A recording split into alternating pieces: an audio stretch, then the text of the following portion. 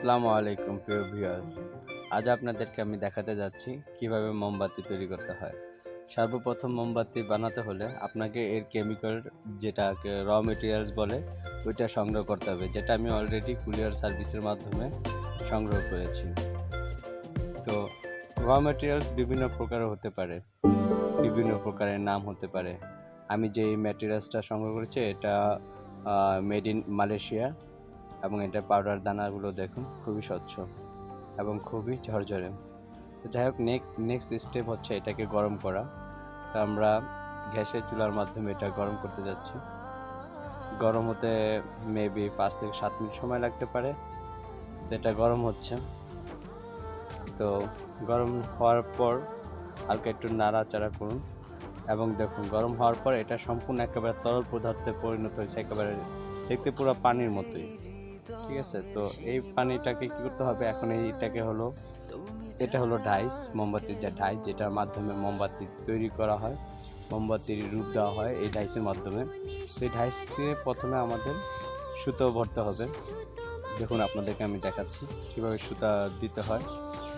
উপর নিচ করে দেখতে পাচ্ছেন আপনারা কিভাবে সুতা দেওয়া হয়েছে। এভাবে সুতা দেওয়ার পর আপনারা এটাকে সুন্দর করে লক করে দিতে হবে। এই গেটের এতে একটা লক আছে। তারপর যে কোনো মগ অথবা যে কোনো একটা পাত্রের মাধ্যমে আপনারা এই যে লিকুইডটা আছে, মমের যে লিকুইড, এটাকে আপনার এই ডাইসের ভিতরে রাখতে হবে। তো এভাবে সুন্দরভাবে ডাইসের ভিতরে রাখবেন। রাখার পর এটা কিছুক্ষণ সময় দিতে হবে, মেবি 15 থেকে 20 মিনিট অথবা 10 মিনিট। যত সময় দেবেন ততই মমটা বেশি একটু হার্ড হয়, তো সেক্ষেত্রে আপনাদের জন্য ভালো হবে। আর একটা কথা বলে রাখি এপাকে, আমরা ভিডিওতে অনেক রকম ভিডিও দেখি ইউটিউবে। তো আমরা সেই সমস্ত ভিডিও দেখে আমরা অনেক রকম প্রতারণা শিকার হয়ে থাকি, যে মোমবাতি বানালে এত টাকা লাভ হয়, এত টাকা বেনিফিট হয়, এত টাকা হয়। তো আমরা আশা করি আপনারা ওরকম কোনো প্রলোভনে যাবেন না। আপনারা যারা অতি উৎসাহিত লোক, সর্বপ্রথম তারা আমি বলবো, সাজেস্ট করবো যে আপনারা একটা অথবা দুইটা কিনতে পারেন। তারপর যদি দেখেন যে না, বেনিফিট আসতেছে বা বেনিফিট হয়, তো সেক্ষেত্রে আপনারা মোমবাতি ডাইস আরও বৃদ্ধি করতে পারেন। অথবা শুধু আপনাদের যে চালান, এই চালানটাই বৃথা যেতে পারে। তা আমি এর জন্যই ইউটিউব থেকে অনুপ্রাণিত হয়ে আমি দুটো ডাইস কিনেছিলাম।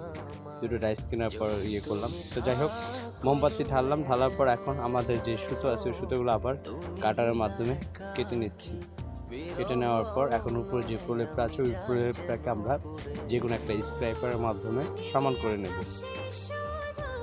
তো আবার আরেকটি কথা বলি, যেটা হলো আপনার মোমবাতি যেরকম ভিডিওতে বলে যে বানানো সহজ, সেল সহজ, এতটাই কিন্তু আসলে সহজ না। ঠিক আছে, যাদের ব্যাক পেন আছে তারা তো মোটেই করতে পারবেন না, আর যাদের ব্যাক পেন নেই তাদের ব্যাক পেন হওয়ার খুবই চান্স থাকে এই মোমবাতি বানানোর সময়। ঠিক আছে, কারণ সবসময় বসে থাকা, দাঁড়িয়ে থাকা, এটা মানে খুবই একটা লেজি কোয়ালিটি একটা কাজ, আর এটা বেনিফিটও কম আসে। তো যাই হোক, দেখুন আমার মোমবাতি তৈরি হয়ে গেছে। এখন এটাকে একটু ঠান্ডা করার জন্য আমি এভাবে রেখেছি। এখন এটাকে প্যাকেটিং প্রক্রিয়াজাত করতে হবে। এই যে হাতে দেখুন মোমবাতিগুলো অলরেডি তৈরি হয়ে গেছে। এখন এগুলো আমি নেক্সট স্টেপ, যেটাকে প্রসেসিং করতে যাচ্ছি, প্যাকেটিং প্রসেসিং। এই দেখুন অলরেডি আমার অনেকগুলো এখানে প্যাকেট করা আছে। তো যাই হোক, সবাই ভালো থাকবেন, সুস্থ থাকবেন। আর ইউটিউবের ভিডিও দেখে আপনারা কেউ প্রতারিত হয়ে অযথাই আগে মোম কিনতে যাবেন না। আগে নিজে জানুন, দেখুন, বুঝুন, ভাবুন, তারপর